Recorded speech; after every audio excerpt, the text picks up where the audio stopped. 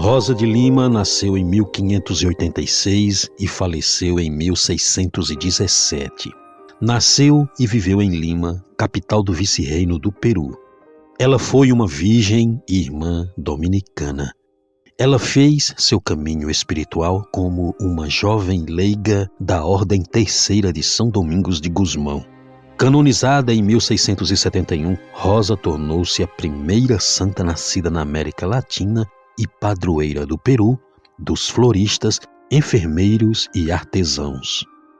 A força do caráter, da ímpar personalidade e também das virtudes dessa jovem mulher ultrapassa os séculos e serve ainda hoje como um bálsamo de inspiração aos corações que desejam seguir no caminho do amor a Deus.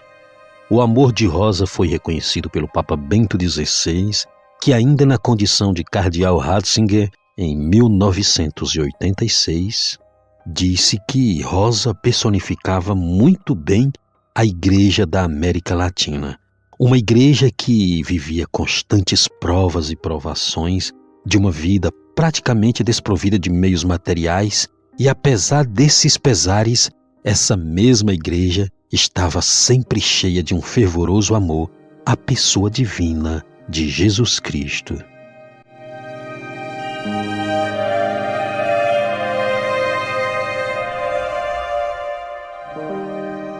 Rosa foi batizada com o nome de Isabel Flores e Oliva.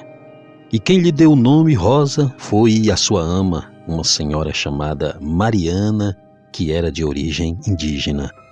Mariana ficou encantada com a extraordinária beleza da menina e disse que Isabel era tão linda como uma rosa. E o nome foi aceito de imediato, tanto que, a partir daquele momento, o nome Isabel de Flores foi praticamente esquecido.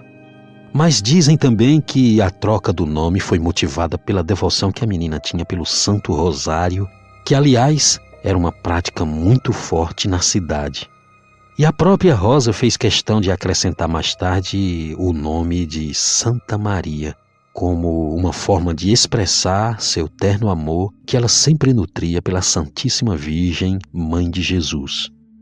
E como Rosa nasceu na cidade de Lima, ela também será conhecida mais tarde como Rosa de Lima, a exemplo de tantas outras grandes almas servas de Deus que carregam o nome da localidade de seu nascimento. Por exemplo, Santa Catarina, que nasceu em Siena ou Siena, na Itália, e entrou para a história como Santa Catarina de Siena. Aliás, Catarina de Siena era uma fortíssima inspiração e modelo de vida para a jovem Rosa de Lima. E eu recomendo que você assista aqui no canal a incrível história de Santa Catarina de Siena, virgem e doutora da Igreja. No momento de seu nascimento, o pai de Rosa escreveu uma breve anotação no livro da família, onde ele dizia que a filha nasceu de um parto sem dor e sem dificuldades, e isso foi tido para eles como um milagre da divina providência. Portanto, o fato era mesmo motivo de muita gratidão a Deus. Para os pais de Rosa, o nascimento de um filho era uma verdadeira dádiva do céu derramada sobre os pais da criança. E é com esse conceito de prosperidade e abundância que o casal vai ter vários filhos, na verdade, 11 filhos. Os pais de Rosa eram o senhor Gaspar de Flores e Maria de Oliva. Gaspar nasceu na Espanha e ainda muito jovem ele emigrou para Lima. Ele era um homem alto, magro e forte e trabalhava na brigada de arcabuzes. Ali ele fazia a segurança pessoal do vice-rei de Lima, o senhor Dom Andrés Hurtado de Mendonça. E quanto à mãe de Rosa, a senhora Maria de Oliva e Herrera, era uma costureira que nasceu ali mesmo em Lima, embora seus pais fossem espanhóis. A senhora Maria era conhecida na sociedade como uma mulher de personalidade forte, decidida e muito clara em seus objetivos. As atividades domésticas e também a educação dos filhos eram por conta dela. Ela muito se dedicou para que os filhos conseguissem alcançar a coroa da perfeição, seja na vida profissional, na vida religiosa e também na sociedade de seu tempo. A educação que a senhora Maria deu a Rosa foi exemplar, amorosa e fraterna. Além de demonstrar uma piedosa devoção, Rosa vai exercitar de forma mais fervorosa não apenas a oração e a penitência, mas principalmente a caridade e serviço aos mais necessitados. Seus pais se mostravam muito preocupados com a saúde da filha e pediam que ela moderasse um pouco seus atos penitenciais, por exemplo. E isso porque, ainda muito pequenina, Rosa decidiu fazer voto de castidade e consagrar sua vida inteiramente a Deus em alguma ordem religiosa. Ali, ela poderia cuidar dos enfermos e também dos mais pobres da cidade. A menina dizia que essa era a sua missão. Porém, seus pais foram imediatamente contra essa decisão da filha, até porque eles tinham outros planos para ela, não é? No entanto, eles perceberam que Rosa estava mesmo decidida em suas intenções, então eles permitiram que Rosa, que já estava com 11 anos de idade, cuidasse das mulheres pobres e doentes que geralmente não tinham recursos e nem a quem recorrer. E Rosa construiu ali mesmo uma sala em sua própria casa, onde ela atendia os mais pobres da cidade de Lima. Ela chamou essa sala de enfermaria. Não demorou muito para que aparecessem logo relatos de curas e milagres acontecidos ali naquela enfermaria de Rosa. Do ponto de vista material, o senhor Gaspar percebeu que seus negócios não estavam prosperando de jeito nenhum. Por mais que ele tentasse, sempre ele estava envolvido em grandes dificuldades financeiras. Com os negócios indo de mal a pior, a família Flores e Oliva finalmente declarou falência e Rosa, como era uma das filhas mais velhas, teve que trabalhar muito. Ora como empregada doméstica, depois trabalhava como agricultora, cuidando de hortas, e quando chegava em casa ela ainda exercia o ofício de bordadeira até altas horas da noite. Era impressionante ver a sua simplicidade, obediência e disposição ao serviço. Na manhã seguinte, quando ela fazia a entrega dessas encomendas na casa de seus clientes, ela aproveitava a oportunidade para falar do Evangelho àquela família, levando uma palavra de esperança e conforto àqueles corações que muitas vezes estavam entristecidos e solitários. Certa vez, quando orava diante da imagem da Virgem Santíssima que segurava o menino Jesus, Rosa ouviu a voz daquele divino menino que lhe dizia: Rosa, dedique a mim todo o seu amor. E Rosa não pensou duas vezes. Sua alma rejubilava por Cristo, que aliás foi seu único amor, ao qual ela entregou sua pureza, oração e penitências. Ela já estava mesmo na idade de casar, e justamente por causa de sua beleza, Rosa ficava até mesmo envergonhada por ser o centro das atenções nos lugares que ela frequentava. Seus pais tinham muito orgulho da filha e faziam questão de levá-la aos encontros sociais, onde a menina era mesmo muito admirada pelos rapazes de seu tempo. Muitos foram os pedidos de casamento. E arranjar um casamento para Rosa era a forma ideal para que toda a família pudesse melhorar seu status. Mas a jovem Rosa não estava muito disposta a enveredar pelos caminhos do matrimônio. A verdade é que Rosa só conseguia olhar para o único e verdadeiro esposo das almas, ou seja, Jesus Cristo, que costumava aparecer para ela sob a forma de menino. Rosa percebeu que já era hora de seguir sua vocação. Então ela decidiu, foi até o convento de São Domingos e ali ela procurou orientação para entrar na ordem. Ela falou de suas intenções com alguns dos irmãos do convento e eles foram unânimes ao dizer que a menina não tinha vocação nenhuma para a vida do claustro. E Rosa ficou com seu coração aflito, pois se a vida conventual não era para ela, como ela sempre imaginou, então qual seria sua vocação? E nessa intenção, ela se pôs a rezar de joelhos diante da imagem de Nossa Senhora e ali ela pedia discernimento para saber se realmente era a vontade de Deus que ela entrasse para a vida religiosa ou não. Nesse momento, Rosa sentiu algo muito estranho. Ela notou que não podia mais se levantar do chão. Estava paralisada. Muito aflita, ela pediu ajuda a seu irmão e o jovem fez toda a força que lhe era possível, mas mesmo assim, ele também não conseguiu mover a irmã do chão. Ela parecia mesmo uma pedra de 1000 quilos. Diante daquela situação extraordinária, Rosa percebeu que a vontade de Deus era outra. Então ela disse à Santíssima Virgem: Ó Mãe do céu, se Deus não quer que eu vá para um convento, eu desisto dessa ideia agora mesmo. E assim que Rosa pronunciou estas palavras, ela recuperou a mobilidade e conseguiu se levantar, para espanto das pessoas que já estavam ali, todas em aflição, tentando ajudar de alguma forma. E Rosa explicou aos seus pais que pretendia fazer parte da Ordem Terceira de São Domingos, a exemplo de Santa Catarina de Sena, e que ela iria dedicar sua vida totalmente ao serviço de Deus e à prática da caridade.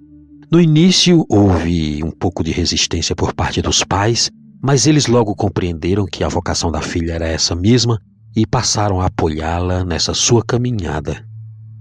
Rosa possuía uma forte inclinação para o carisma dominicano. A sua espiritualidade era baseada na obra de Cristo, com alegria e boa disposição de alma. E assim, na presença de Deus, ela vivia um dia de cada vez, ajudando aos mais carentes da sociedade, principalmente negros e índios. E como leiga dominicana, Rosa tinha muito trabalho pela frente. Ela vestia uma túnica branca e um manto preto e levava uma vida de consagração a Deus, porém não no convento, mas ali na sua casa, a exemplo de Santa Catarina de Sena. Ali, Rosa vivia em uma cela com poucos metros quadrados, que foi construída no jardim da casa de seus pais. Naquele espaço, ela dedicava-se à oração e à íntima comunhão com Cristo. Era ali, no seu pequeno refúgio, que Rosa se dedicava com alegria à oração de intercessão pela conversão dos espanhóis e pela evangelização dos povos indígenas. A ela foram atribuídos muitas conversões e milagres. Um destes milagres teria sido a proteção da cidade de Lima, a qual os piratas holandeses planejavam invadir no ano de 1615. Conta-se que esses piratas desistiram dessa intenção. Todos os seus biógrafos e confessores, como por exemplo o Frei Juan de Lorenzana, todos eles vão confirmar que Rosa, devido à sua piedade e devoção, possuía o dom de fazer milagres. Rosa tinha muitas experiências místicas e todas elas foram consideradas como verdadeiras por uma comissão que reuniu religiosos e os melhores cientistas da época. A porta do seu pequeno monastério, por assim dizer, vivia repleta de pessoas que vinham de todos os lugares em busca de orações e conselhos. Rosa possuía uma pequena imagem do menino Jesus e ela oferecia essa imagem para ser beijada pelos fiéis. Ela dizia que quem fazia os milagres era o menino Jesus, a quem ela chamava carinhosamente de seu doutorzinho. Muita gente se perguntava como Rosa conseguia dar conta de tanto trabalho e queriam saber se ela não sentia cansaço ou medo das doenças e até mesmo da morte. Rosa simplesmente dizia: Cristo é a minha força, a oração é meu baluarte, a fé é meu escudo. Rosa tinha um coração leve e alegre, ela não parava de contemplar a beleza da criação do Criador. Conta-se que ela gostava muito de cantar com sua bela voz, enquanto cultivava flores em um jardim que ela mesma construiu ali, ao lado de seu pequeno convento. Quando essas flores estavam crescidas, ela colhia e vendia para que isso pudesse ajudar na economia da família. Conta-se também que as suas flores eram bastante requisitadas na cidade. Dizem também que Rosa teve uma grande amizade com São Martinho de Porres. São Martinho era o enfermeiro do convento de Santo Domingo e Rosa geralmente ia lá para ajudar no atendimento aos enfermos e também escravos. São Martinho de Porres era 7 anos mais velho que Rosa. Ele é outro grande santo peruano, conforme eu já falei aqui no episódio São Martinho de Porres, o médico de Deus. Um dia Rosa foi acometida por uma grave doença que lhe causou muitos sofrimentos. Obedecendo aos pedidos de sua mãe e também do superior-geral da Ordem Dominicana, Rosa deixou a clausura de sua pequena ermida, que ela mesma havia construído ali com a ajuda de seu irmão Fernando, e foi viver um tempo na casa de uma senhora chamada Maria de Uzategue. Rosa de Lima faleceu com fama de santidade no dia 24 de agosto de 1617. Era o dia da festa do apóstolo São Bartolomeu. Porém, a sua festa litúrgica é comemorada não no dia 24, mas no dia 23 de agosto. No dia de sua despedida deste mundo, Rosa tinha 31 anos de idade. No dia do seu sepultamento, a cidade inteira parou, literalmente. Era impossível andar pelas ruas que estavam tomadas pelas multidões que foram ali para dar um último adeus àquela jovem que deu tudo por todos por amor a Deus.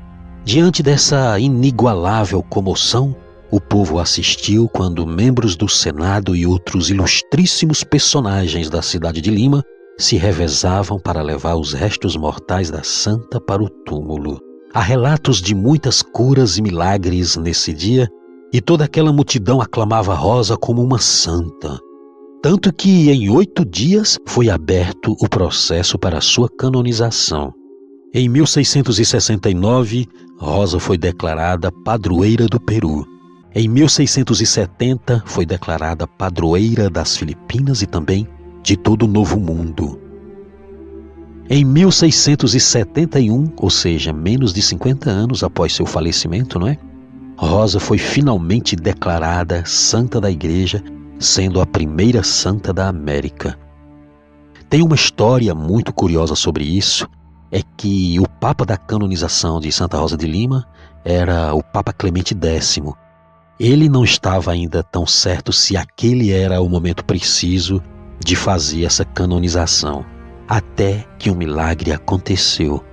Conta-se que sobre o pontífice começou a cair uma chuva de rosas tão impressionante que o Papa não teve mais dúvidas quanto à canonização da santa peruana. No dia 27 de outubro de 1940, o Papa Pio XII transmitiu uma mensagem especial para o Congresso Eucarístico em Arequipa, ali no Peru. Nessa mensagem, o Santo Padre relembrou a todos que Rosa despontou no Jardim de Lima como a primeira flor de santidade de toda a América. Uma flor cândida como o lírio e púrpura como a rosa. O Papa disse ainda que Rosa de Santa Maria viveu em retiro entre os espinhos da penitência e que sua caridade foi uma ardorosa imitação de sua mãe espiritual, Santa Catarina de Sena. Cientistas da Ibrafol, que é a equipe brasileira de antropologia forense e odontologia, foram até a capital do Peru e ali, em parceria com outros cientistas da Universidade de São Martinho de Porres, conseguiram autorização dos irmãos do convento de Santo Domingo de Lima para pesquisar as relíquias de Santa Rosa. A intenção dessa equipe de cientistas era a reconstrução aproximada do rosto real da santa. Essa equipe já havia feito também a reconstrução do rosto de São Martinho, conforme falei aqui no canal. Os cientistas fizeram uma impressionante imagem virtual e um busto de Santa Rosa em 3 dimensões. Essa imagem foi apresentada durante a celebração da festa litúrgica da Santa, no dia 23 de agosto de 2015, na igreja de Santa Rosa de Lima, que fica na cidade do Guarujá, estado de São Paulo, Brasil.